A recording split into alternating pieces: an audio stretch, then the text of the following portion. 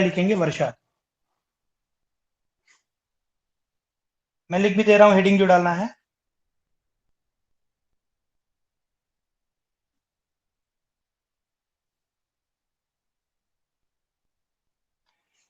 इसमें आप लोग लिखेंगे डैश लगा करके इसके आगे, heavy and well distributed through out the year. Heavy and well distributed through out the year. Well distributed के नीचे अंडरलाइन करेंगे, heavy and well distributed through out the year. Hindi में लिखेंगे वर्ष भर भारी और अच्छी तरह से वितरित वर्षा। वर्ष भर भारी और अच्छी तरह से वितरित वर्षा। अच्छी तरह से वितरित के नीचे अंडरलाइन कीजिएगा। इसके पहले कल हम लोगों ने लिखा था देयर इज नो विंटर। आपने लिखा होगा, अपने नोट्स में चेक करें, देयर इज नो विंटर, या कोई सर्दी नहीं या कोई शीतकालीन मौसम नहीं। इसके नीचे भी अंडरलाइन करेंगे। और आगे आपने शायद लिखा होगा कि it is very typical to the equatorial rain forest climate, तो इसके नीचे भी अंडरलाइन करेंगे कि भूमध्य रेखी वर्षा वन जलवायु के लिए विशिष्ट होता है। ये कल हम लोगों ने लिखा था, ठीक है। आज हम लोग लिख रहे हैं प्रेसिपिटेशन। आपने लिखा अभी तक heavy and well distributed through out the year, वर्ष भर भारी और अच्छी तरह से वितरित वर्षा। अब इसके नीचे पॉइंटर्स बनाएंगे, प्रेसिपिटेशन के नीचे पॉइंटर्स बनाएंगे, क्योंकि एमसीक्यूज में पहले भी कई क्वेश्चंस पूछे जा चुके हैं प्रेसिपिटेशन से, तो जितना भी पॉसिबल हो सकता है मैं यहाँ पर लिखवा रहा हूँ, ठीक है। पहला पॉइंट आप लिखिएगा इसमें, annual average is always above 150 centimetre. Annual average is always above 150 centimeter. Annual average is always above 150 centimetre. Hindi में लिखेंगे वार्षिक औसत हमेशा 150 सेंटीमीटर से ऊपर होता है। वार्षिक औसत हमेशा 150 सेंटीमीटर से ऊपर होता है। Annual average is always above 150 centimetre.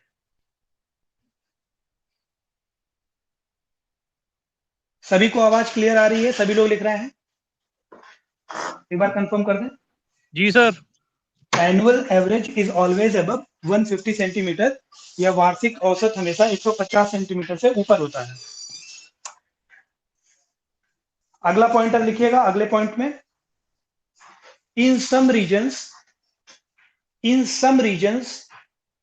the annual average may be as high as 250 to 300 centimeters. In some regions, annual average may be as high as 250 to 300 centimetre.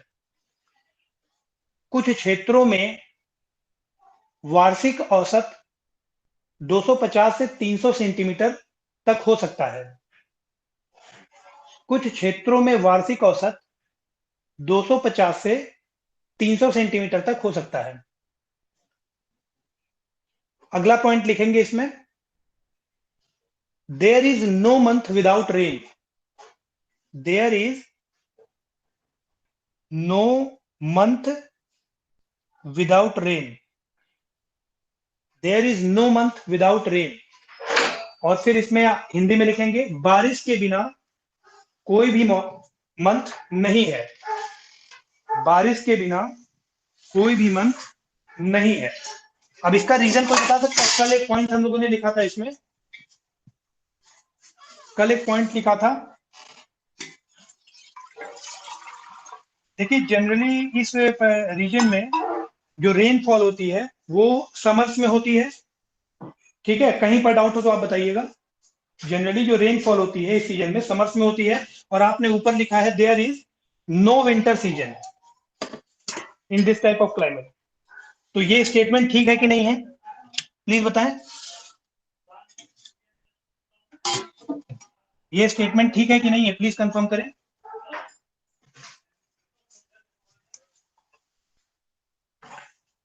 ये स्टेटमेंट बिल्कुल ठीक है। There is no month without rain, और आगे इसी में bracket में लिखिएगा distinct dry season is absent. There is no month without rain, sir जब no distinct dry. Month without हाँ, तो केवल समर्स में कैसे कह रहे हैं रेनफॉल? देखिए मैंने इससे पहले ही लिखवाया था कि there is no winter. Winter season होता नहीं है, तो ओवरऑल जो एवरेज टेम्परेचर कल आपने लिखा होगा 27 डिग्री सेंटीग्रेड, तो ओवरऑल समर्स का ही मौसम बना रहता है, ठीक है, अच्छा ये कह रहे हैं। है ना। ठीक है इसी सर, के ठीक है आगे सर। ब्रैकेट में लिखेंगे distinct dry season is absent, और इस पूरी लाइन को अंडरलाइन करेंगे। There is no month without rain, bracket में लिखेंगे distinct dry season is absent, distinct dry season is absent, और इस पूरी लाइन को अंडरलाइन करें। हिंदी में लिखेंगे बारिश के बिना कोई मंथ नहीं है, बारिश के बिना कोई महीना नहीं है, और ब्रैकेट में लिखेंगे विशिष्ट शुष्क मौसम अनुपस्थित होता है, विशिष्ट शुष्क मौसम अनुपस्थित होता है। बारिश के बिना कोई महीना नहीं है, विशिष्ट शुष्क मौसम अनुपस्थित होता है। अभी तक जो भी हम लोगों ने लिखा उसमें कोई डाउट नहीं होना चाहिए किसी को। अगर आपका डाउट है तो आप कमेंट सेक्शन में पूछ सकते हैं, अगर आपके दिमाग में कोई प्रश्न उठ रहा हो। अगला पॉइंट लिखिएगा, the monthly average is above 6 centimetre most of the times. Monthly average is above 6 centimetre most of the times. Monthly average is above 6 centimetre most of the times. अधिकांश समय मासिक औसत 6 सेंटीमीटर ऊपर होता है। अधिकांश समय में मासिक औसत 6 सेंटीमीटर से ऊपर होता है। Monthly average is above 6 centimetre most of the times.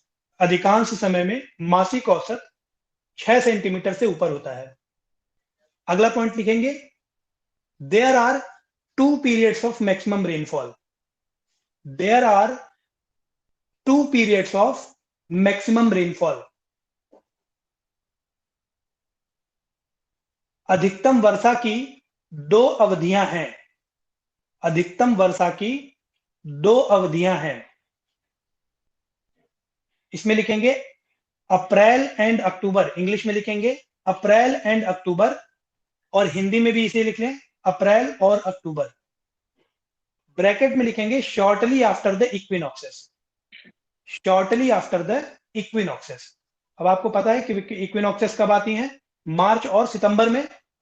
तो मार्च के बाद अप्रैल में मैक्सिमम रेनफॉल होती है, और सितंबर के बाद अक्टूबर में मैक्सिमम रेनफॉल होती है। There are 2 periods of maximum rainfall, ठीक है। सर एक बार ये रिपीट कर देना, अधिकतम वर्षा की 2 अवधि। अधिकतम वर्षा की 2 अवधियां होती हैं अप्रैल और अक्टूबर के महीने में, अप्रैल एंड अक्टूबर। ब्रैकेट में लिखेंगे शॉर्टली आफ्टर द इक्विनॉक्सेस, विषुव के तुरंत बाद। शॉर्टली आफ्टर द इक्विनॉक्सेस, विषुव के तुरंत बाद। भाई अप्रैल और अक्टूबर तो विषुव के बाद ही आ रहा है ना। विषुव कब आते हैं आपके, 21 मार्च एंड 23 सितंबर। तो मार्च के बाद अप्रैल आ जाएगा और सितंबर के बाद अक्टूबर आ जाएगा, ठीक है। अगला पॉइंट लिखिए, लीस्ट रेनफॉल। हाँ जी, ये हाँ विषुव है, हिंदी में विषुव के बाद। हाँ, हिंदी में लिखेंगे विषुव के तुरंत बाद। हिंदी में लिखेंगे विषुव के तुरंत बाद। जी सर। अगला पॉइंट लिखेंगे, least rainfall occurs in June and December. Least rainfall occurs in June and December. जून और दिसंबर में सबसे कम बारिश होती है।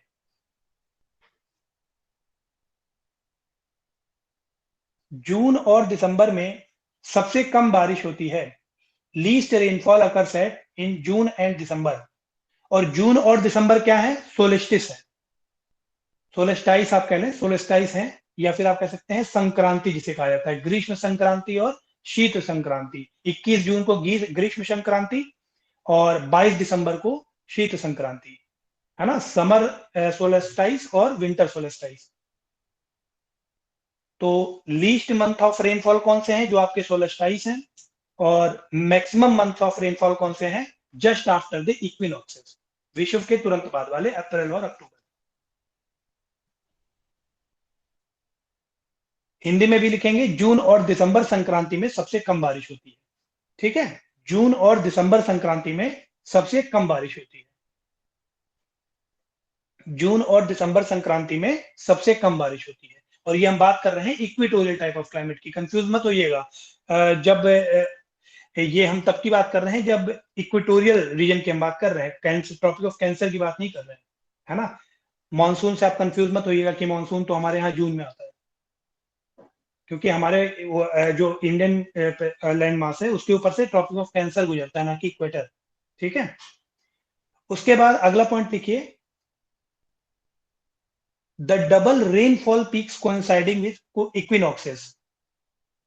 The double rainfall peaks coinciding with equinoxes are characteristic feature of equatorial type of climate.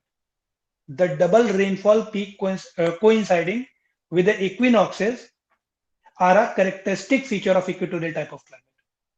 क्योंकि अभी आपने देखा कि इक्विनॉक्सेस के तुरंत बाद अप्रैल और अक्टूबर में देखिए 2 बार मैक्सिमम रेनफॉल पीक बन रहा है, तो इसलिए कहा जाता है कि सिर्फ इक्वेटोरियल टाइप ऑफ क्लाइमेट में ही ऐसी परिस्थिति बनती है। सर एक बार ये डबल वाला रेनफॉल पीक, इंग्लिश में। हाँ, the double rainfall peak coinciding with the equinoxes are characteristic feature of equatorial type of climate. धीरे धीरे लिखें, the double rainfall peaks coinciding with the equinoxes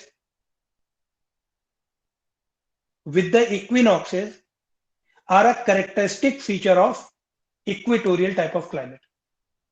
bracket में आप ये भी लिख सकते हैं, not found in any other type of climate, not found in any other type of climate. Hindi में लिखेंगे, विषुव के साथ मेल खाने वाली, विषुव के साथ मेल खाने वाली दोहरी वर्षा की चोटियां, विषुव के साथ मेल खाने वाली दोहरी वर्षा की चोटियां भूमध्य सागरीय जलवायु की एक विशेषता है। विषुव के साथ मेल खाने वाली दोहरी वर्षा की चोटियां भूमध्य सागरीय या भूमध्य रेखीय, भूमध्य सागरीय मत लिखिएगा, भूमध्य रेखीय जलवायु की एक विशेषता है जो किसी अन्य प्रकार की जलवायु में नहीं पाई जाती है, जो किसी अन्य प्रकार की जलवायु में नहीं पाई जाती है। अगला पॉइंट लिखेंगे और इसको भी अंडरलाइन करना है, नेक्स्ट पॉइंट को भी इंग्लिश में लिखेंगे, there is much evaporation, there is much evaporation and convectional air currents, there is much evaporation and convectional air currents are set up. There is much evaporation and convectional air currents are set up, followed by heavy thunderstorms in the afternoon. Followed by heavy thunderstorms in the afternoon. There is much evaporation and convectional air currents are set up and followed by heavy thunderstorms in afternoon. बहुत अधिक वाष्पीकरण और संवहनीय वायु धाराएं स्थापित होती हैं। बहुत अधिक वाष्पीकरण और संवहनीय वायु धाराएं स्थापित होती हैं, जिसके बाद दोपहर में भारी गरज के साथ बौछारें पड़ती हैं। बहुत अधिक वाष्पीकरण और संवहनीय वायु धाराएं स्थापित होती हैं और दोपहर में या दोपहर के समय में भारी गरज के साथ, इसको आप ब्रैकेट में थंडर स्टॉर्म भी लिख लेना हिंदी वाले, दोपहर में भारी गरज के साथ ब्रैकेट में थंडर स्टॉर्म बौछारें पड़ती हैं।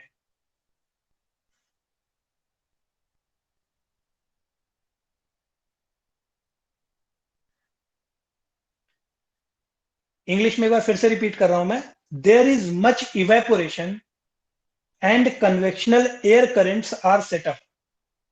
There is much evaporation and convectional air currents are set up, which is followed by heavy thunderstorms in the afternoon, which is followed by heavy thunderstorms in the afternoon. अत्यधिक वाष्पीकरण और संवहनीय वायु धाराएं स्थापित होती हैं जिसके बाद दोपहर के समय में भारी गरज के साथ ब्रैकेट में थंडर स्टॉर्म के साथ बौछारें पड़ती हैं।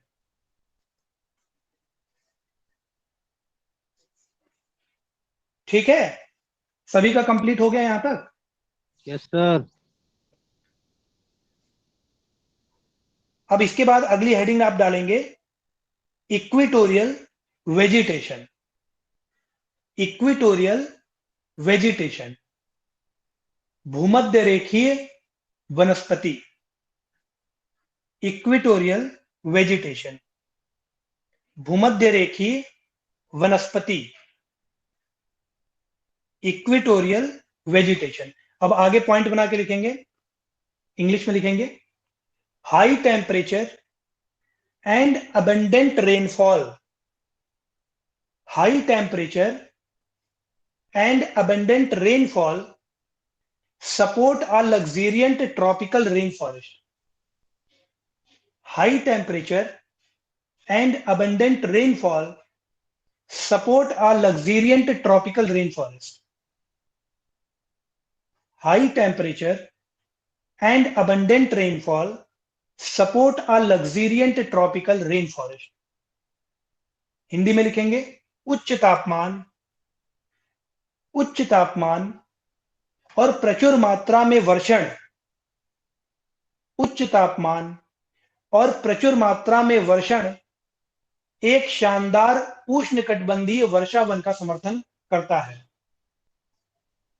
उच्च तापमान और प्रचुर मात्रा में वर्षण एक शानदार उष्णकटिबंधीय वर्षा वन का समर्थन करता है। मतलब कि जो फॉरेस्ट है वो बहुत ज्यादा डाइवर्स होता है। ठीक है, लग्जीरियंट का मतलब हुआ कि बहुत ज्यादा डाइवर्स टाइप ऑफ फॉरेस्ट। ऐसा नहीं है कि केवल एक प्रकार के ही पेड़ हैं, लगभग हर तरह के पौधे वहां पर आपको देखने को मिलेंगे, ट्रीज देखने को मिलेंगे। अगला पॉइंट लिखिए, in the Amazon lowlands. In the Amazon लोलैंड्स,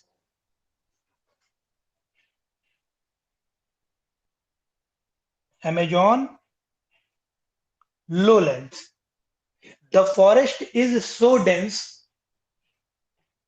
the forest is so dense that it is called selvas. The forest is so dense that it is called selvas. Screen पे आप देखते रहिएगा, मैं लिखते चल रहा हूं। ठीक है, सेल्वास मतलब अमेजॉन के जो फॉरेस्ट हैं, आपने पढ़ा होगा कि उनको लंग्स ऑफ द हर्ट भी कहा जाता है, पृथ्वी का फेफड़ा कहा जाता है। तो इतने ज्यादा डेंस हैं वो, है ना, कि वहां पर उन्हें सेल्वास कहा जाता है। SELVAS, हिंदी में भी इसको सेल्वास ही लिखेंगे।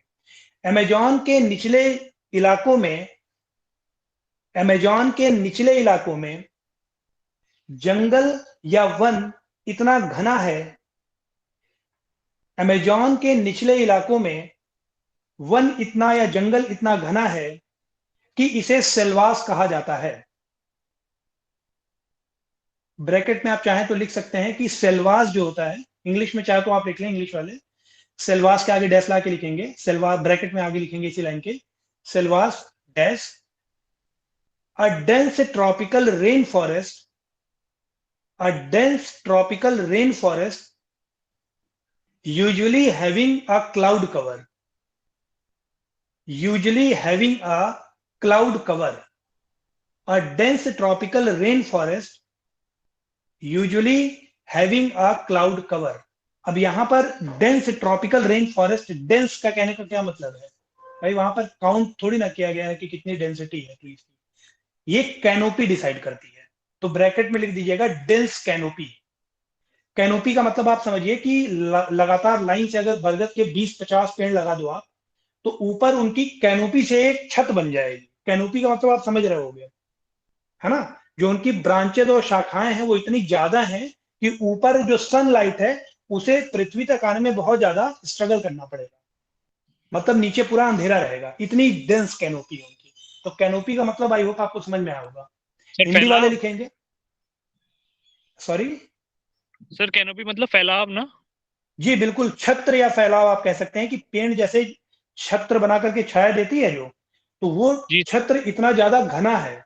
और ये आप कह सकते हैं हिंदी में लिखेंगे, सेल्वास घने उष्णकटिबंधीय वर्षावन में, सेल्वास डैश ला के लिखिए, घने उष्णकटिबंधीय वर्षावन में आमतौर पर बादल का आवरण होता है या घना छत्र होता है। ठीक है, वो बादल की तरह इनका जो कैनोपी इतनी डेंस होती है कि वो, और जनरली वो ऐसे इलाके में पाई जाएगी जो बहुत ज्यादा जहां पर रेनफॉल होती है ना। तो बादल का भी आवरण आपको मिलेगा, उसके नीचे जो पौधे हैं, पेड़ पौधे हैं, उनकी कैनोपी बहुत ज्यादा डेंस होती है। तो घने उष्णकटिबंधीय वर्षावन में आमतौर पर बादल का आवरण या घना छत्र होता है। सर इसे रिपीट कर दीजिएगा दोबारा। अच्छा, सेल्वास हिंदी। डैश ला के लिखिए, सेल्वास डैश ला के लिखिए, घने उष्णकटिबंधीय वर्षावन में, घने उष्णकटिबंधीय वर्षावन में आमतौर पर बादल का आवरण या घना छत्र होता है। एक रिक्वेस्ट है आप सभी लोगों से मेरी, देखिए मैं बहुत आराम से बोल रहा हूँ, डिक्टेट कर रहा हूँ, ठीक है। मैं शायद अपनी पूरे करियर में जब से मैं पढ़ा रहा हूँ, फर्स्ट टाइम मैं डिक्टेट कर रहा हूँ। तो ये मैं एक चीज महसूस कर रहा हूँ कि क्या आप लोग फास्ट नहीं लिख पाते हैं क्या? थोड़ा फास्ट लिखिए, क्योंकि बहुत ज्यादा है ना वर्ल्ड क्लाइमेटिक रीजन्स। अगर वॉइस कहीं से ब्रेक हो रही है तो ये टेक्निकल प्रॉब्लम है, तब आप वहां पर बोल सकते हैं। स्पीड में धीमे रख रहा हूँ, 2 बार बहुत ज्यादा रिपीट 2 बार में करूँ तो उतने में आप लोग लिख ले जाओ, बहुत तेजी से सर, ये लिखा करो। Problem create sir offline classes में नहीं होती है। ऑफलाइन क्लासेस में तो हम फास्ट अच्छे से लिख पाते हैं, पर ये अच्छा ऑनलाइन अच्छा, क्लासेस में हो जाती है सर ये। ये तो मुझे इस लग रहा चीज है को सर ब्रेक आप, हो जाता है, वॉइस हाँ वॉइस सर, ब्रेक हो जाता है। ये इसलिए बहुत छूट जाता है सर, और अच्छा थोड़ा अच्छा, आपका कोई फ्लो भी तेज देखिए, बन रहा है सर। मैं ये कह रहा हूँ कि छूटना नहीं चाहिए, बाकी कुछ भी है, बाकी सब मैनेजेबल है, छूटना नहीं चाहिए। आप लोग पॉइंट टू पॉइंट लिखिए, ठीक है। अगला पॉइंट लिखेंगे इंग्लिश में, unlike the temperate regions, unlike the temperate regions, unlike the temperate regions, the growing season here is all around the year. Unlike the temperate regions, the growing season is here all the year, all around the year. ठीक है, समशीतोष्ण क्षेत्रों के विपरीत यहां पूरे वर्ष, या फिर आप कह सकते हैं हिंदी में कि यहां पूरा वर्ष फसलों को सपोर्ट करता है, पूरा वर्ष फसलों का समर्थन करता है। समशीतोष्ण क्षेत्रों के विपरीत यहां पूरा वर्ष फसलों को समर्थन करता है, समर्थन देता है। अगला पॉइंट लिखेंगे इंग्लिश में, द सर आपने इक्विटो, समशीतोष्ण क्षेत्रों की वृद्धि या विपरीत? नहीं विपरीत, समशीतोष्ण क्षेत्रों के विपरीत यहां पूरा वर्ष फसलों को समर्थन देता है। ठीक है सर। ठीक है, अगला पॉइंट इंग्लिश में लिखेंगे, the equatorial vegetation, the equatorial vegetation, the equatorial vegetation comprises a multitude of evergreen trees. The equatorial vegetation comprises a multitude of evergreen trees that yield tropical hardwood. The equatorial vegetation comprises a multitude of evergreen trees that yield tropical hardwood. अब देखिए exam में tropical hardwood के examples भी पूछे जाते हैं, तो ध्यान रखिएगा। एग्जाम्पल कुछ लिख लीजिए आगे, mahogany, ebony, dyewood etcetera. Mahogany, ebony, dyewoods etcetera.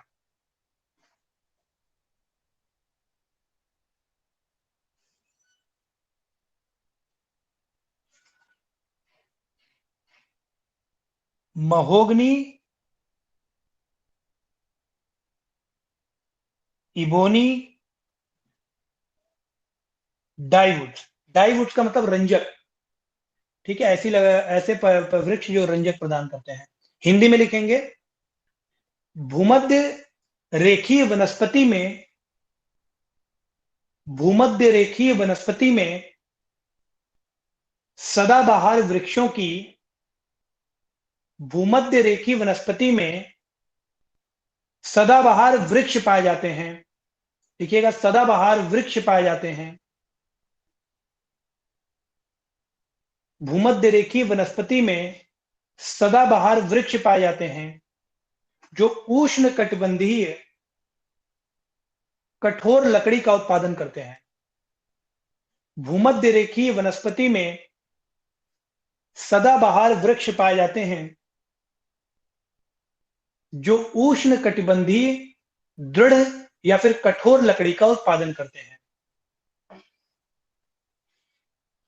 भूमध्य रेखीय वनस्पति में सदाबहार वृक्ष पाए जाते हैं जो उष्ण कटिबंधीय कठोर या दृढ़ लकड़ी का उत्पादन करते हैं। यहां पे आप लोग भी एग्जाम्पल में लिख लीजिएगा, महोगनी, इबोनी, आप चाहो तो लिख लो, या आबनूस लिख लो, इबोनी या आबनूस, आबनूस, महोगनी कॉमा आबनूस या इबोनी, या डाईवुड, आप हिंदी में लिख लो डाईवुड या रंजक आदि। महोगनी, इबोनी या आबनूस, डाईवुड या रंजक। ठीक है, अगला पॉइंट लिखेंगे, many parts of the tropical rain forest, many parts of the tropical rain forest, many parts of the tropical rainforest have been cleared either for lumbering or shifting cultivation.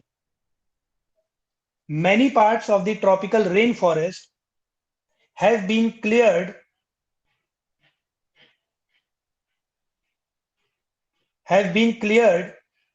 either for lumbering or shifting cultivation.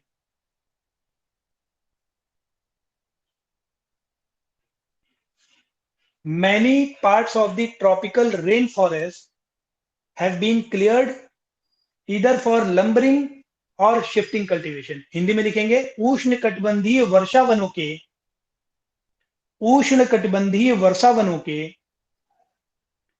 उष्ण कटिबंधीय वर्षा वनों के कई भागों को,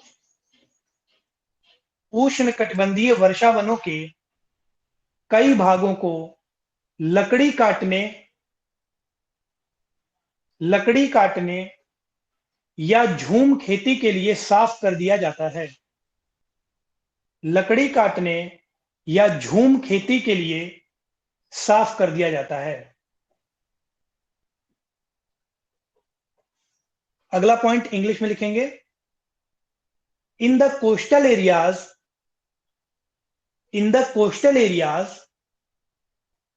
and brackish swamps, in the coastal areas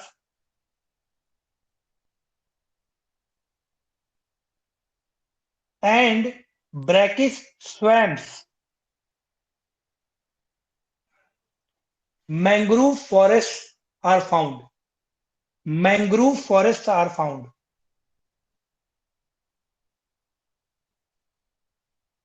Mangrove forests are found. तटीय क्षेत्रों और खारे दलदलों में मैंग्रोव वन पाए जाते हैं। तटीय क्षेत्रों और खारे दलदलों में मैंग्रोव वन पाए जाते हैं। कोई मुझे दुनिया के सबसे बड़े मैंग्रोव फॉरेस्ट का नाम बताएगा? Sir Sundarban. Very good, very good. Sundarban bracket में आप एग्जांपल में लिख दीजिएगा, world's largest mangrove forest, world's largest mangrove forest dash ला के लिखिए सुंदरवन। हिंदी में लिखेंगे, दुनिया का सबसे बड़ा मैंग्रोव वन डैश ला के लिखेंगे सुंदरवन।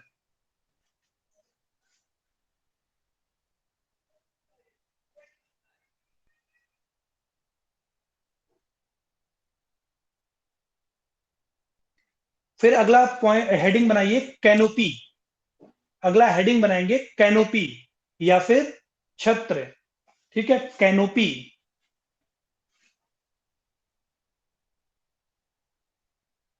ये हेडिंग बनाएंगे कैनोपी या छत्र।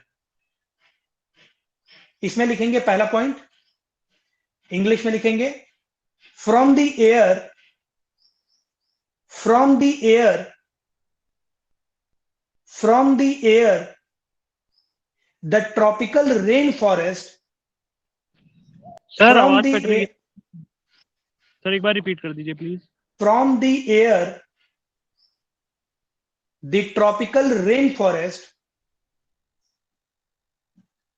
appears like a thick canopy of foliage.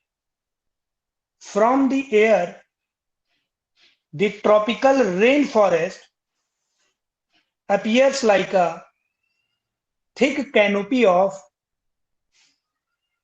foliage. From the air, the tropical rainforest appears like a thick canopy of foliage. Comma लगा के लिखेंगे broken only where it is crossed by, broken only where it is crossed by large rivers or cleared for cultivation. Broken only where it is crossed by large rivers or cleared for cultivation. मतलब इस point का मतलब मैं समझा दूं पहले, उसके बाद फिर हम लोग हिंदी में मैं बोलूंगा, फिर आप लिखिएगा। इसमें लिखा है कि from the air the tropical rain forest appear like a thick canopy of foliage. ऊपर से हवा में ऊपर से देखने पर जो ट्रॉपिकल रेन फॉरेस्ट है वो उनमें थिक कैनोपी ऑफ फॉइलेज हमें दिखाई पड़ता है, मतलब इतना ज्यादा घना है वो, पत्तियां ही पत्तियां दिखाई देती हैं, ठीक है, परत दर परत हमें दिखाई पड़ती हैं ऊपर से देखने पर। और वहीं पर केवल ये जो मोनोटोनी है ये वहीं पर खत्म होती है, टूटती है, जहां पर जंगल में से बीच में से कहीं नदी जा रही हो या फिर कुछ जगह को अगर खेती करने के लिए साफ किया गया हो, केवल वहीं पर हमें नीचे तक जमीन दिखाई पड़ती है। अदरवाइज ऊपर से देखने पर थिक एक फॉइलेज हमें कैनोपी ऑफ फॉइलेज दिखाई पड़ता है। अब हिंदी में लिखेंगे हवा से उष्णकटिबंधीय वर्षावन, हवा से उष्णकटिबंधीय वर्षावन पर्ण समूह की, हवा से उष्णकटिबंधीय वर्षावन पर्ण समूह की एक मोटी छतरी की तरह दिखाई देता है। पर्ण समूह मतलब पत्तियों का ढेर, ठीक है। हवा से उष्णकटिबंधीय वर्षावन पर्ण समूह की एक मोटी छतरी की तरह दिखाई देता है। यह केवल वहीं टूट जाता है, यह केवल वहीं टूट जाता है जहां इसे बड़ी नदियों द्वारा पार किया जाता है या खेती के लिए साफ किया जाता है। हवा से उष्णकटिबंधीय वर्षावन पर्ण समूह की एक मोटी छतरी की तरह दिखाई देता है और यह केवल वहीं टूटता है जहां इसे बड़ी नदियों द्वारा पार किया जाता है या खेती के लिए साफ किया जाता है। अगला पॉइंट लिखेंगे कैनोपी में ही, all plants struggle upward, all plants struggle upward for sunlight resulting in a peculiar layer arrangement. All plants struggle upward, और इसी के आगे ब्रैकेट में लिखेगा मोस्ट एपीफाइट्स, मोस्ट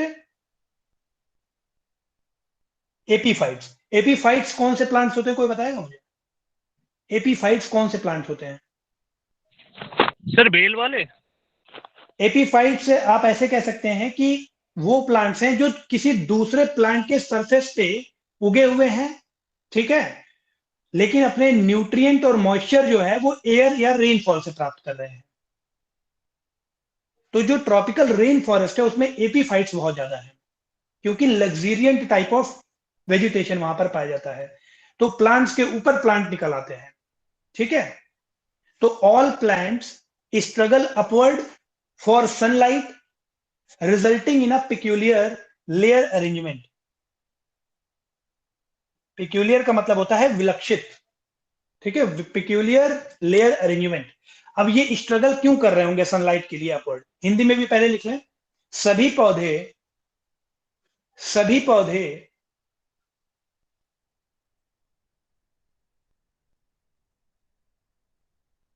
सूर्य के प्रकाश के लिए ऊपर की ओर संघर्ष करते हैं। सभी पौधे सूर्य की प्रकाश के लिए ऊपर की ओर संघर्ष करते हैं। अधिकांशतः एपीफाइट्स, ब्रैकेट में लिखिएगा, अधिकांशतः एपीफाइट्स, जिसके परिणाम स्वरूप एक विलक्षित परत व्यवस्था होती है या विकसित होती है। जिसके परिणाम स्वरूप एक विलक्षित परत व्यवस्था विकसित होती है। सभी पौधे सूर्य के प्रकाश के लिए ऊपर की ओर संघर्ष करते हैं, अधिकांशतः एपीफाइट्स, जिसके परिणाम स्वरूप एक विलक्षित परत व्यवस्था विकसित होती है। एपीफाइट्स अगर नहीं आपको पता है तो इसको भी आप चाहो तो लिख लो। एपीफाइट्स हेडिंग, अगला पॉइंट बनाओ एपीफाइट्स, इंग्लिश में लिखेंगे एपीफाइट्स, डैश लगा के लिखिए। An epiphyte is a plant. An epiphyte is a plant that grows harmlessly upon another plant. An epiphyte is a plant that grows harmlessly upon another plant and derives its moisture and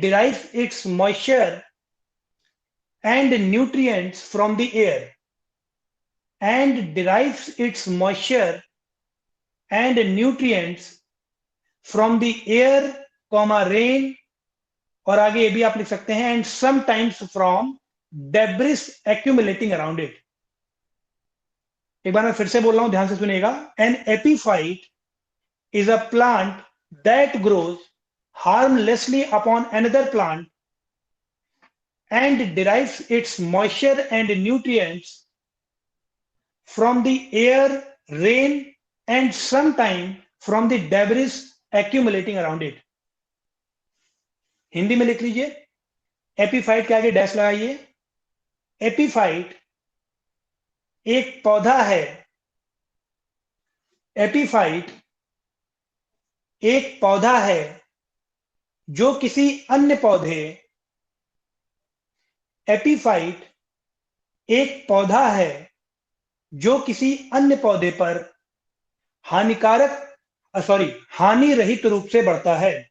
epiphyte एक पौधा है जो किसी अन्य पौधे पर हानि रहित रूप से बढ़ता है और इसकी नमी और पोषक तत्व हवा, बारिश और कभी-कभी इसके आसपास जमे मलबे से प्राप्त करता है। एपीफाइट एक पौधा है जो किसी अन्य पौधे पर हानि रहित रूप से बढ़ता है और इसकी नमी और पोषक तत्व हवा, बारिश और कभी-कभी इसके आसपास जमे मलबे से प्राप्त करता है। हानि रहित क्यों बोला गया है, हार्मलेसली क्यों बोला गया है? क्योंकि आप देखिए, अपने फूड के लिए ये उस प्लांट पर निर्भर नहीं है। अपने फूड के लिए ये एयर और रेनफॉल या आसपास का जो डेब्रिस है उस पर निर्भर है ना। अगला पॉइंट लिखेंगे, the tallest trees attain a height close to 50 meters. The tallest trees attain a height close to 50 meters. सबसे ऊंचे पेड़ों की ऊंचाई सबसे ऊंचे पेड़ों की ऊंचाई 50 मीटर के करीब होती है। सबसे ऊंचे पेड़ों की ऊंचाई 50 मीटर के करीब होती है। इसी में अगला पॉइंट ये भी लिख लें, the smaller trees beneath form the next layer. The smaller trees beneath form the next layer, मतलब जो सबसे ऊंचे पेड़ होंगे 50 मीटर के, उनका एक पूरा लेयर होगा। उसी के नीचे आप कह लो कि 50 मीटर से जो छोटे पौधे हैं 20 मीटर 30 मीटर, उनका एक लेयर होगा। फिर उससे नीचे 10 मीटर का एक लेयर होगा। फिर उससे नीचे आप देखेंगे तो 5 मीटर का एक लेयर होगा। फिर झाड़ियां और स्क्रब आपको दिखाई देंगे। तो इसीलिए कहा गया है कि ये जो रेन फॉरेस्ट है ना, इसका लग्जेरियंट टाइप ऑफ वेजिटेशन है। Multitude of evergreens are found there, मतलब बहुत सारी ऊंचाइयों के पौधे यहाँ पर पाए जाते हैं। इसीलिए जो सन की रेज होती हैं उनको स्ट्रगल करना पड़ता है जमीन तक आने में। अगर आप किसी ट्रॉपिकल रेन फॉरेस्ट के अंदर खड़े हैं, लाइक अमेजोन के अंदर खड़े हैं, ऐसा कहा जाता है कि धरती की कुछ जगहें ऐसी हैं जो जिनको भी पूरी तरह से डिस्कवर नहीं किया गया है। उन प्लेसेस में अमेजोन का रेन फॉरेस्ट भी है, ध्यान रखिएगा। मतलब इतना ज्यादा सघन और घना है कि अभी पूरी तरह से उसे खोजा ही नहीं गया है। ठीक है, तो नीचे के छोटे पेड़ अगली परत बनाते हैं। हिंदी में लिखेंगे अगला पॉइंट, नीचे के छोटे पेड़ अगली परत बनाते हैं। अगला पॉइंट लिखिए, द ग्राउंड इज रूटेड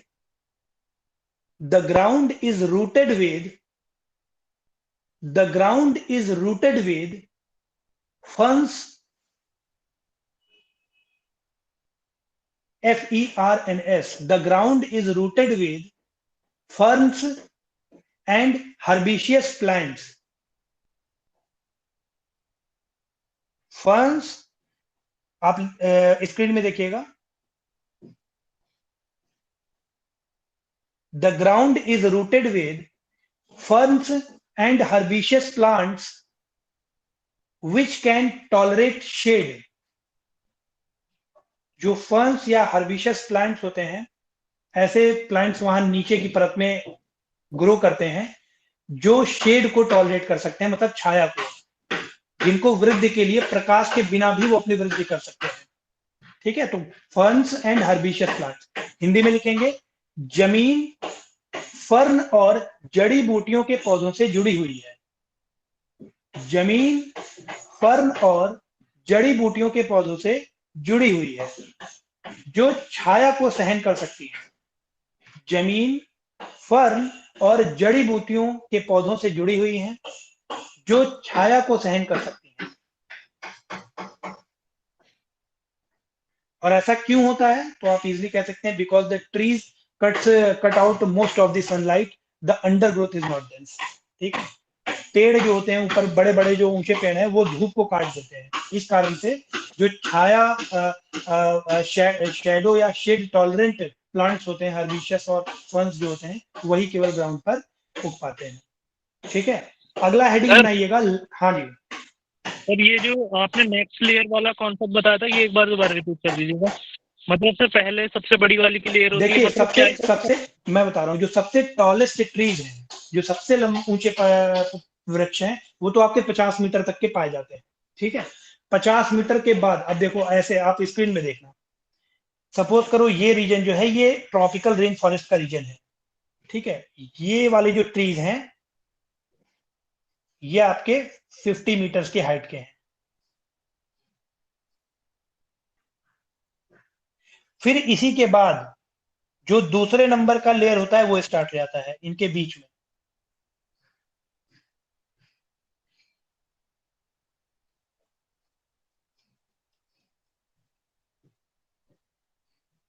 फिर इसी के बाद इनसे छोटे वाले स्टार्ट हो जाते हैं।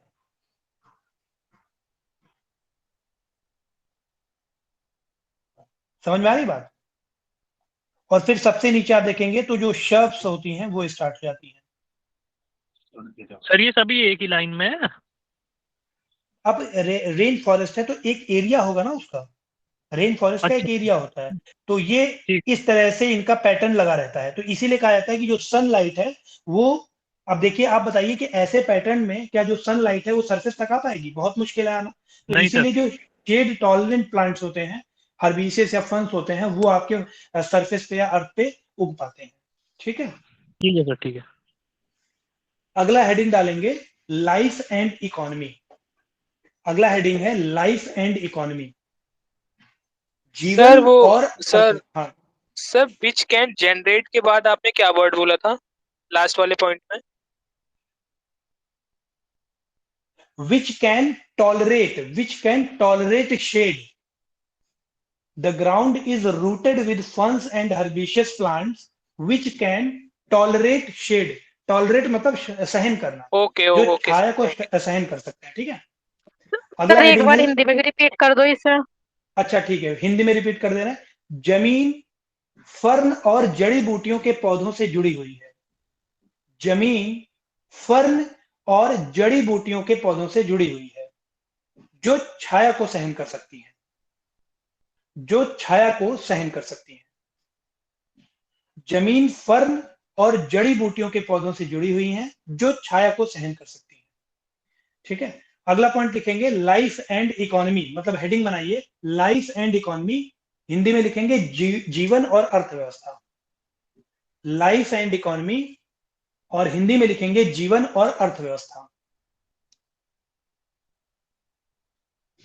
इसमें सब हेडिंग पहली बनाइए एग्रीकल्चर या कृषि, एग्रीकल्चर या कृषि।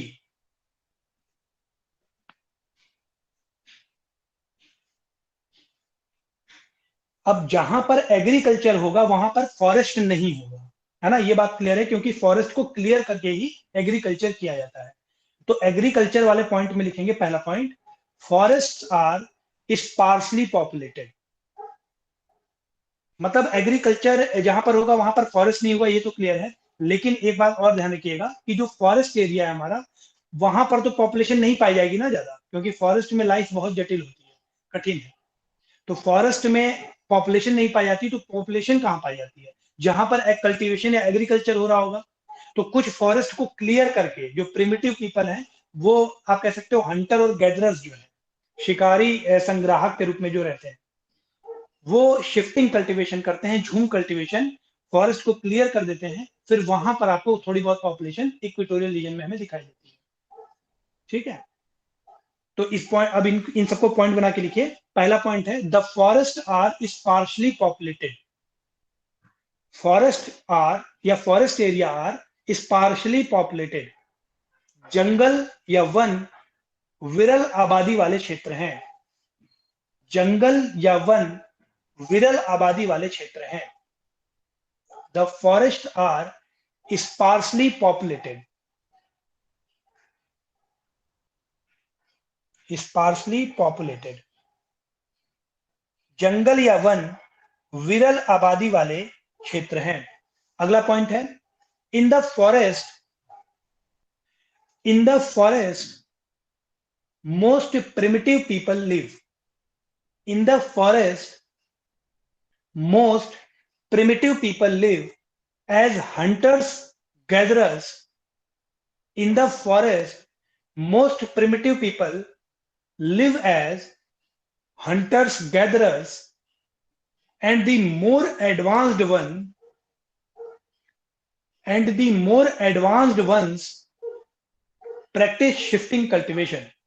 मतलब जंगल में ज्यादातर आदिवासी लोग रहते हैं जो कि हंटर और गैदरर होते हैं, उनमें जो एडवांस होते हैं वो शिफ्टिंग कल्टीवेशन करते हैं। ठीक है, मतलब जंगल में अधिकांशतः आदिम लोग शिकारी संग्राहक के रूप में रहते हैं। जंगल में अधिकांशतः आदिम लोग शिकारी संग्राहक के रूप में रहते हैं और अधिक उन्नत लोग झूम खेती करते हैं। जंगल में अधिकांशतः आदिम लोग शिकारी संग्राहक के रूप में रहते हैं और अधिक उन्नत लोग झूम खेती करते हैं। In the forest most primitive people live as hunters and gatherers, and the more advanced ones practice shifting cultivation. अगला पॉइंट लिखेंगे food is abundantly available. Food is abundantly available. भाई जंगल है तो जंगल में खाने की तो कमी हो ही नहीं सकती, है ना। तो फूड इज एबेंडेंटली अवेलेबल, भोजन प्रचुर मात्रा में उपलब्ध होता है, भोजन प्रचुर मात्रा में उपलब्ध होता है, ठीक है। और वो इतना होता है कि जो लोग होते हैं वो आमतौर पर नेक्स्ट डे के लिए, अगले दिन के लिए खाने का स्टॉक नहीं करते हैं, ठीक है। आमतौर पर जो लोग होते हैं वो अगले दिन के लिए खाने का स्टॉक नहीं करते हैं। People generally don't stock food for the next day. तो आप लोग सिर्फ इतना लिखिए, फूड इज एविडेंटली अवेलेबल। अगला हेडिंग बनाइए इसमें कॉमर्शियल, अगला हेडिंग व्यवसायिक। लाइफ और इकोनॉमी हमारी मेन हेडिंग चल रही है, उसमें पहला हो गया कृषि, कृषि के बारे में हमने थोड़ा लिखा। अब हेडिंग डालिए कॉमर्शियल, व्यवसायिक। कॉमर्शियल में लिखेंगे पहला point, in the Amazon basin, in the Amazon basin the Indian tribes collect wild rubber. In the Amazon basin, the Indian tribes collect wild rubber. Amazon में wild rubber by collecting by Indiana tribes या Indian tribes, ठीक है। हिंदी में लिखेंगे Amazon basin में Indiana जनजातियां, Amazon basin में Indiana जनजातियां जंगली रबड़ इकट्ठा करती हैं। अमेजन बेसिन में इंडियाना जनजातियां जंगली रबड़ इकट्ठा करती हैं। अमेजन किस कॉन्टिनेंट में है, जल्दी से बताइए। Amazon river south America. South America, very.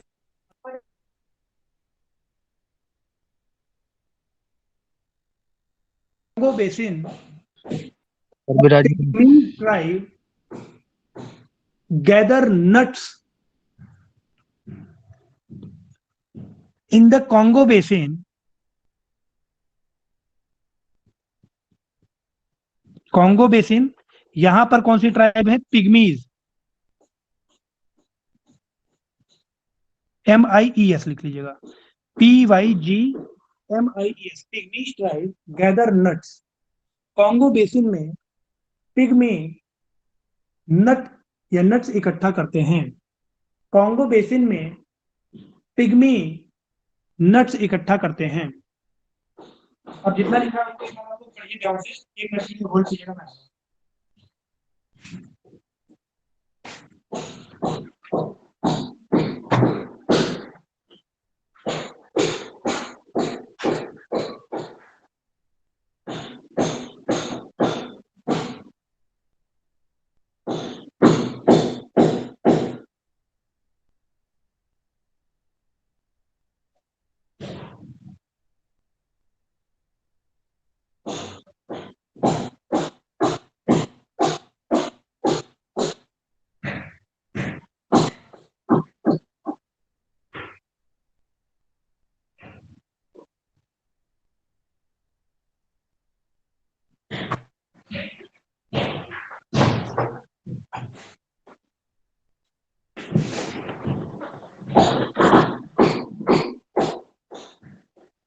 तो अगला पॉइंट लिखा आपने, in the Congo basin the pygmies gather nuts.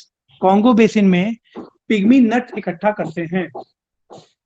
अगला पॉइंट लिखिए, in the jungles of Malaysia, in the jungles of Malaysia, in the jungles of Malaysia the Orang Asli, Orang Asli make all sort of cane products. ये भी tribe है। तो देखिए exam में match the following सीधा सीधा पूछ देता है आपसे, ठीक है। एक तरफ लिख देगा अमेजोन बेसिन, कॉन्गो बेसिन और मलेशिया, दूसरी तरफ लिख देगा Indiana tribe, pygmy tribe, Orang असली। हर बार ऐसा क्वेश्चन आता है एग्जाम में, प्रीलिम्स में, चाहे वो पीसीएस का पेपर हो या आईएएस का। तो ये यहीं से पूछे जाते हैं क्वेश्चंस, ठीक है। तो लिखिए, in the jungles of Malaysia the Orang असली make all sort of cane products. and sell them to the people in villages and towns. In the jungles of Malaysia, the orang asli make all sort of cane products, and sell them to the people in villages and towns. Malaysia के जंगलों में orang असली सभी प्रकार के बेंत के उत्पाद बनाते हैं, सभी प्रकार के बेंत के उत्पाद बनाते हैं और उन्हें गांव और कस्बों में लोगों को बेचते हैं, और उन्हें गांव और कस्बों में लोगों को बेचते हैं। एक बार प्लीज कंफर्म कर दें मेरी वॉइस क्लियर है कि नहीं और इतना सभी का हो गया है? नहीं सर, लास्ट वाला रह गया। रिपीट कर दे। लास्ट पॉइंट रह गया, लास्ट पॉइंट छूटा है। सर रिपीट कर दो पूरा ही। ठीक है, मैं फिर से एक बार रिपीट कर रहा हूं, ध्यान से सुनिएगा आप लोग। सबसे पहला पॉइंट था कॉमर्शियल में, Amazon basin, Indiana tribes collect wild rubber. Amazon basin में इंडियाना जनजातियां जंगली रबर इकट्ठा करती हैं।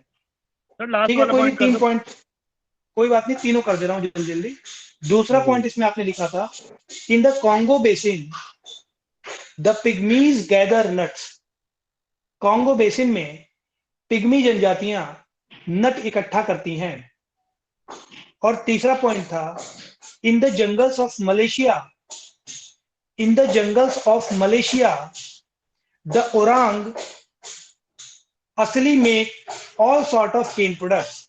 ओरांग असली, स्क्रीन पर देखिए मैंने लिखा है, Orang Asli make all sort of cane products, all sorts of cane products and sell them to the people in villages and towns, and sell them to the people in villages and towns. Malaysia के जंगलों में ओरांग असली जनजातियां, Malaysia के जंगलों में ओरांग असली जनजातियां सभी प्रकार के बेंत के उत्पाद बनाती हैं, सभी प्रकार के बेंत के उत्पाद बनाती हैं। सर एक बार बेंत लिख देना।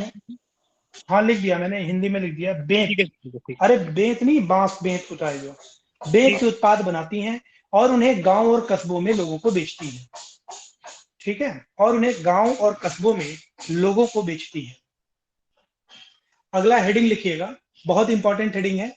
देखिए ये वाला जो पार्ट है लाइफ एंड इकोनॉमी वाला, इससे तो डायरेक्ट क्वेश्चन आते हैं हर बार, क्योंकि ये जनजातियों का नाम बहुत इंपॉर्टेंट है और ये कहाँ पाई जाती है ना। अब आपसे इसको ऐसे भी पूछा जा सकता है कि यहाँ पर मलेशिया या अमेजोन कांगो लिखने के बजाय वो ये भी लिख सकते हैं साउथ अमेरिका, दक्षिण अमेरिका, अफ्रीका, है ना, या फिर आप लिखो साउथ ईस्ट एशिया, तो भी आपको करेक्ट मैच करना है। अगला हेडिंग बनाइएगा शिफ्टिंग कल्टीवेशन। अगली हेडिंग है शिफ्टिंग कल्टीवेशन और स्लैश एंड बर्न कल्टीवेशन। देखिएगा इसमें फोन में अपने, शिफ्टिंग कल्टीवेशन और slash and burn cultivation. Hindi वाले भी इसको ऐसे लिखें, झूम खेती लिख लें, हिंदी में झूम खेती, हिंदी में लिखें झूम खेती, और हिंदी में आप चाहो तो लिख लो स्लैश एंड बर्न, ऐसे लिख लो स्लैश एंड बर्न। ठीक है, पेपर में भी ये इसी लैंग्वेज में आता है question, slash and burn, Hindi में भी। तो झूम खेती या स्लैश एंड बर्न। इसमें पहला पॉइंट लिखिएगा, this type of cultivation, this type of cultivation, this type of cultivation is followed, this type of cultivation is followed in many parts of the world. This type of cultivation is followed in many parts of the world where dense forests are common. Where dense forests are common. Where dense forests are common. इस प्रकार की खेती दुनिया के कई हिस्सों में की जाती है। इस प्रकार की खेती दुनिया के कई हिस्सों में की जाती है जहां घने जंगल पाए जाते हैं। इस प्रकार की खेती दुनिया के कई हिस्सों में की जाती है जहां घने जंगल पाए जाते हैं। अब ब्रैकेट में लिखिए, in India north east is known for this type of cultivation. In India, Northeast known for this type of cultivation. Bharat में उत्तर पूर्व इस प्रकार की खेती के लिए जाना जाता है। भारत में उत्तर पूर्व इस प्रकार की खेती के लिए जाना जाता है। अब उत्तर पूर्व राज्यों के नाम आपको पता है, 7 सिस्टर स्टेट जो है वो आपके शामिल है उसमें, ठीक है। अगला पॉइंट लिखिएगा इसमें, tribes cut the trees in a plot. Tribes cut the trees in a plot, burn them and cultivate the plot, burn them and cultivate the plot till the fertility is exhausted. Till the fertility is exhausted. जनजातियां एक भूखंड में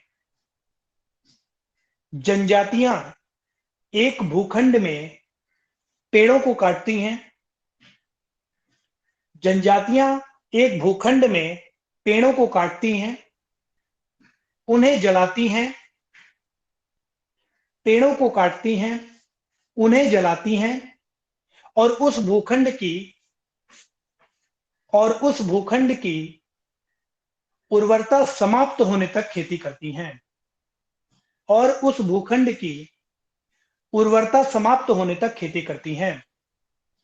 तो आप बताइए कि ये जो cultivation है, ये इट इज गुड फॉर और बैड, ये सही है या गलत, खराब है?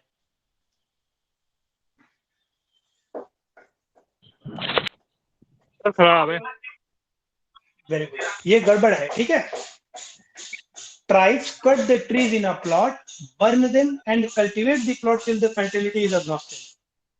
ठीक है, मतलब पहले भूखंड को में जितने भी पेड़ लगे हैं उसको काट देंगी, फिर वो सारे पेड़ जला देती हैं और फिर वहां पर तब तक खेती करते हैं जब तक उसकी उर्वरता समाप्त ना हो जाए। तो ये बहुत ही बेकार है, बैरन लैंड बना देता है।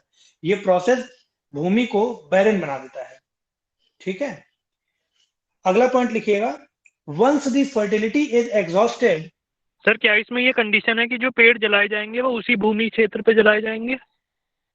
जी ठीक है सर। ठीक है, once the fertility is exhausted. अगला पॉइंट है, once the fertility is exhausted, once the fertility is exhausted, the clearing is abandoned and they move on the new plot.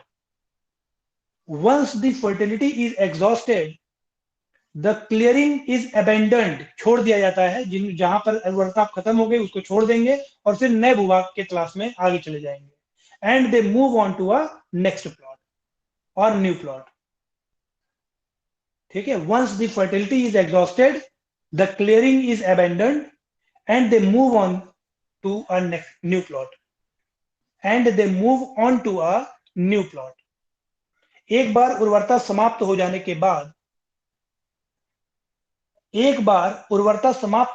के बाद इसे छोड़ दिया जाता है और एक नए भूखंड की तलाश शुरू हो जाती है या एक नए भूखंड पर चले जाते हैं। एक बार उर्वरता समाप्त होने के बाद इस भूखंड को छोड़ दिया जाता है और एक नए भूखंड पर चले जाते हैं।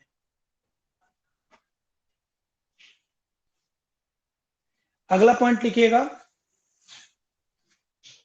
In the clearings for shifting cultivation, in the clearings for shifting cultivation,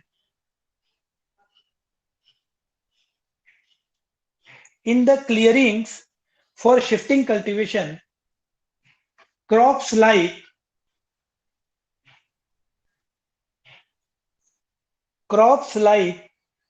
maniac, maniac को आप ब्रैकेट में लिख सकते हैं टेपियोका, ठीक है, manioc, tapioca, comma maize, comma banana, comma ground nut. Manioc bracket में आप टेपियोका लिख सकते हैं, maize, banana, ground nut are grown. Shifting cultivation में जनरली ये क्रॉप्स उगाए जाते हैं, ठीक है, जो क्लियरिंग्स होती हैं, जो लैंड क्लियर किया जाता है तो वहां पर ये क्रॉप पैदा किए जाते हैं। मैनियक ब्रैकेट में tapioca, comma maize, comma banana and ground nut. इस झूम खेती के लिए हिंदी में लिखेंगे झूम खेती के लिए मैनियोक ब्रैकेट में लिखिएगा टैपियोका, हिंदी में ही मैनियक, टैपियोका, कॉमा मक्का, कॉमा केला या केले और मूंगफली जैसी फसलें उगाई जाती हैं। मैनियक, टैपियोका, कॉमा मक्का, कॉमा केले और मूंगफली जैसी फसलें उगाई जाती हैं, ठीक है। अब आपसे ये जो झूम खेती होती है, शिफ्टिंग कल्टीवेशन, इनके लोकल नाम्स और एरिया के हिसाब से क्वेश्चन बनाया जाता है, ठीक है। तो अगले पॉइंट में लिखिएगा local names, local names in India, अगला हेडिंग बनाइएगा, मतलब इसी में पॉइंट में ही एक अंडरलाइन खींच लीजिएगा लोकल नेम्स इन इंडिया, अगला पॉइंट बना करके। और हम शिफ्टिंग कल्टीवेशन के अब जो स्थानीय नाम है ना, कि राजस्थान में शिफ्टिंग कल्टीवेशन को क्या कहा जाता है, मध्य प्रदेश में क्या कहा जाता है, तो इस आधार पर अब हम लिखेंगे। तो स्क्रीन को भी देखते चलिएगा आप लोग। लोकल नेम्स इन इंडिया, तो यहाँ इंडिया लिख लिया और पहला लिखिए western Himalaya region, western Himalaya, western Himalaya या हिंदी में लिखिए पश्चिमी हिमालय। इंग्लिश में वेस्टर्न हिमालय, हिंदी में लिखिए पश्चिमी हिमालय। यहां पर जो शिफ्टिंग कल्टीवेशन किया जाता है उसे खिल कहा जाता है, खिल, ठीक है, खिल। दूसरा लिखिए नॉर्थ ईस्टर्न स्टेट्स,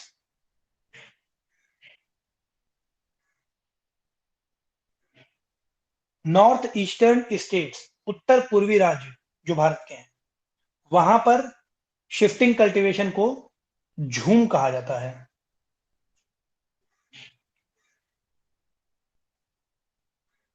झूम, झूम खेती। तीसरा लिखिए राजस्थान, राजस्थान में लिखिएगा वलरे या वाल्टरे, वलरे और वाल्टरे, हिंदी इंग्लिश दोनों में लिखते चलिए, वलरे या वाल्टरे। उसके बाद लिखिए मध्य प्रदेश, मध्य प्रदेश में बीवर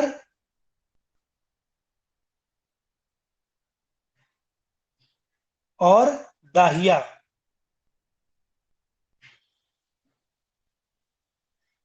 बीवर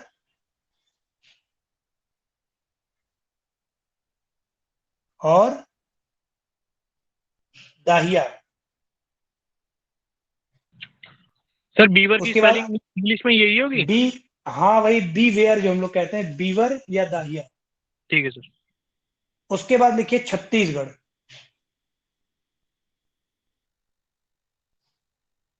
छत्तीसगढ़ में बोला जाता है दीपा, DIPA, दीपा। उसके बाद लिखिए उड़ीसा और आंध्र प्रदेश, उड़ीसा और आंध्र प्रदेश, इसमें बोला जाता है पोडू, पोडू। सातवां लिखिए केरला, केरला में बोला जाता है कुमारी। उड़ीसा। सर पिछला रिपीट करना। उड़ीसा आंध्र प्रदेश में बोला जाता है पोडू, पोडू। स्क्रीन भी देखते चलिए आप लोग, मैं लिखता चल रहा हूं, पोडू। और केरला में बोला जाता है कुमारी,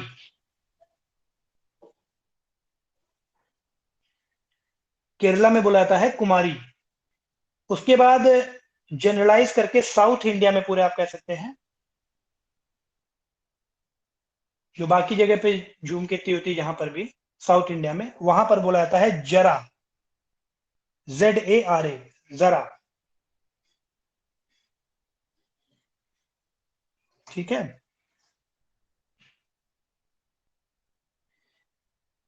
हो गया? किसी का छूटा तो नहीं है? नहीं सर, हो गया। इसके बाद इसी में अगला पॉइंट बनाइए और पॉइंट में ही हेडिंग बना लीजिएगा, लोकल नेम्स इन वर्ल्ड, विश्व में